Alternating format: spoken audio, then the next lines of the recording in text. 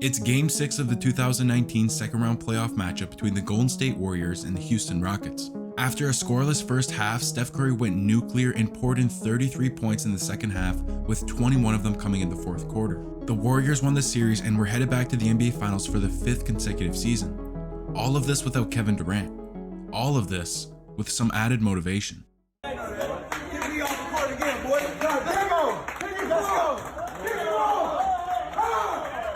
Kick me off the court again. The words that seemingly put an end to Chris Paul's time in Houston, to the hands of the man who's been shutting down his championship dreams for most of his career.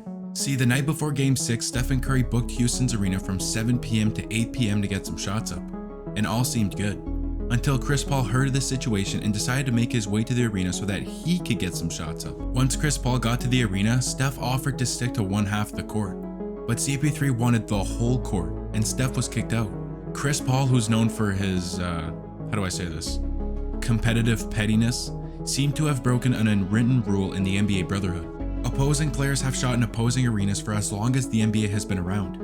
It's the bare minimum of professionalism that a player can show to the opposing team. But in the midst of a heated rivalry that has been going on for over half a decade, Chris Paul didn't feel the need to display any professionalism, resulting in a historic performance and not only his exit from the playoffs, but ironically, his exit from Houston's home court for the last time as a Rocket. And now they're teammates.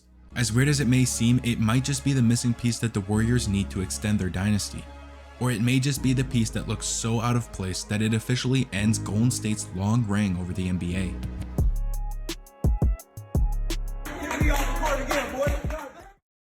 Watch this real quick. And so you have to play games to win in this league, especially now with the competition. Just a normal 3, right? No. A give and go with Chris Paul, resulting in Curry thanking Paul for the assist before the ball was on its downwards trajectory. And it got me thinking, with one of the greatest playmakers of all time joining him in the backcourt, it makes Curry's job that much easier. Allowing him to run around the court like an 8-year-old and throw up threes without a care in the world, it's a first for Steph. This is a list of every single teammate that Curry has had who averaged 8 or more assists while playing with the Warriors. There's nobody. Not a single soul. But let's say we lowered the mark down to 6 assists per game, and it would add just 2 players to the list. D'Angelo Russell, who played just 4 games with Steph in his half-season stint in Golden State. And then of course there's Draymond, who's been Steph's main man for nearly a decade. The undersized big man who's not good at anything but good at everything at the same time has averaged over 6 assists per year for 8 straight seasons now. And he's been the key to unlock the best version of Stephen Curry. Because in those 8 seasons that he had a teammate average over 6 assists, Steph has averaged over 28 points per game with just shy of 5 threes made per game. Compared to the previous 6 seasons where he didn't have a single teammate average over 6 assists, he averaged just 21 points with 3 threes per night. Of course, Steph and his shooting has gotten better over time, but so has Draymond's playmaking, making them the perfect shooter and non-shooter duo. Now go and add another guy who's averaged 9.5 assists over his career with Draymond, Steph, and Klay on the court with him, and we can expect high quality shots for the greatest shooting backcourt of all time. But maybe not at the start of the game. Will he start, or will he come off the bench for the first time in his career? That's been the topic following Chris Paul since his arrival in Golden State. Earlier I mentioned his unique competitive pettiness, and with that comes an ego. An ego that makes you wonder if he can ever lessen his role and become a solid 6-man. Because if he doesn't and demands to be a starter, then Golden State's starting 5 would look like this.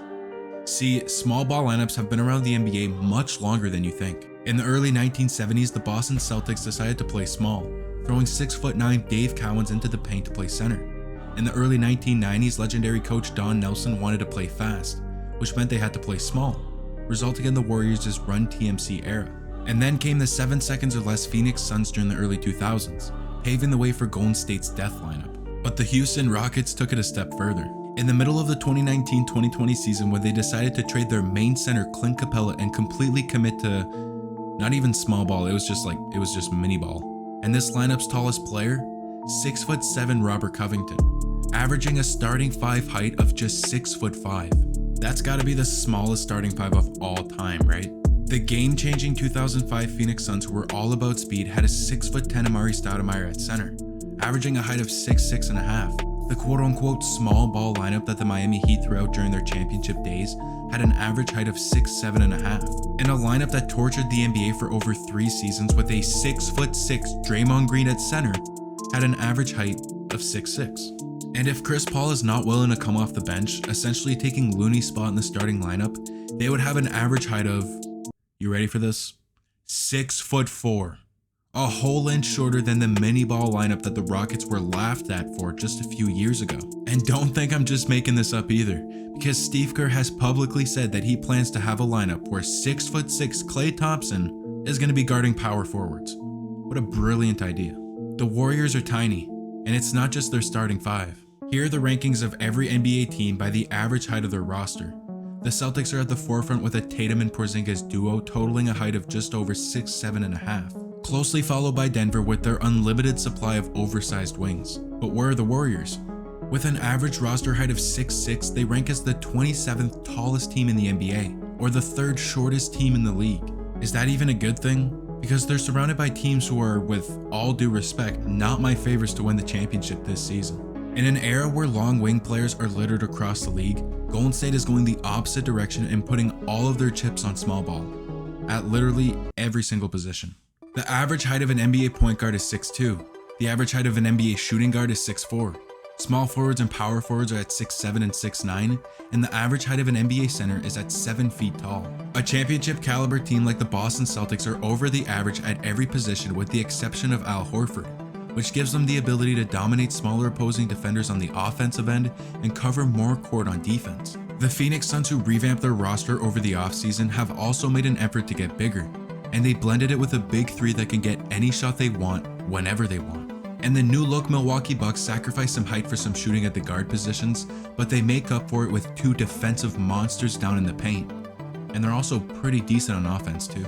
And for the Golden State Warriors, they're shorter at the point guard, shooting guard, power forward, and center positions, losing over 6 inches to the average NBA center. I mean, look at this lineup, man.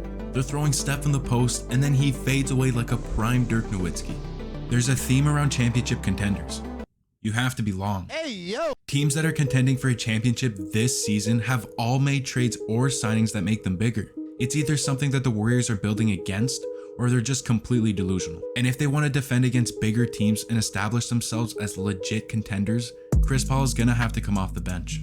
There's a reality that many Hall of Fame caliber players have to face at the tail end of their career. Retire while you're still playing at a high level and leave more to be desired, or come off the bench and risk being tormented by fan bases for suffering a decline that is in most cases inevitable.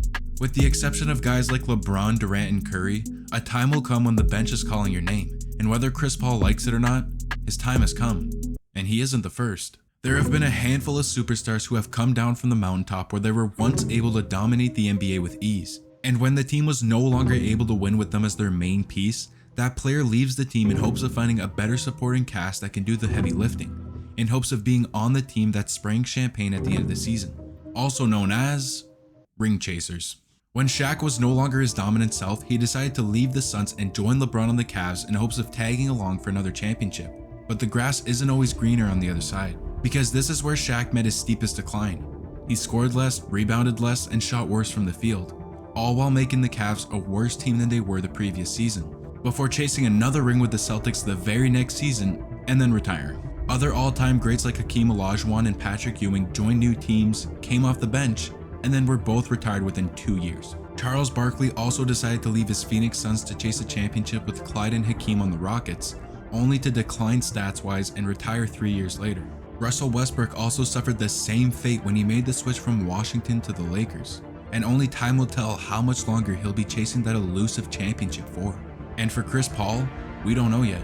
History seems to tell us that when Hall of Fame players begin ring chasing as the third or fourth best player on their team, the date for a retirement ceremony is much closer than we think. And everything is pointing in that direction for Chris Paul, who I'm sure is very aware of it considering he'll only play for a contending team, even willing to join the franchise that has stopped him in his championship chase more than once. Will Golden State shock the world with an undersized roster that for whatever reason meshes perfectly together?